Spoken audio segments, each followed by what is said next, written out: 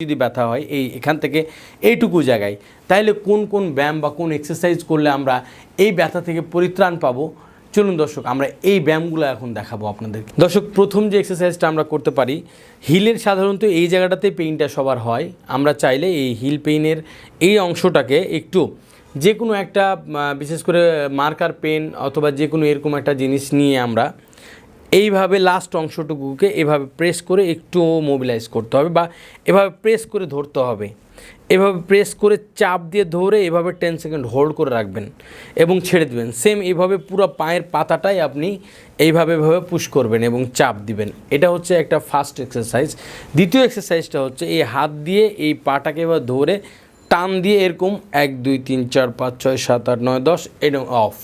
এই হলো আমাদের দ্বিতীয় এক্সারসাইজ। তৃতীয় এক্সারসাইজটা আমরা যেভাবে করব, এরকম ডাম্বেল নেওয়ার পর আস্তে আস্তে এই গোড়ালিটাকে নিয়ে এইভাবে রোল করবেন।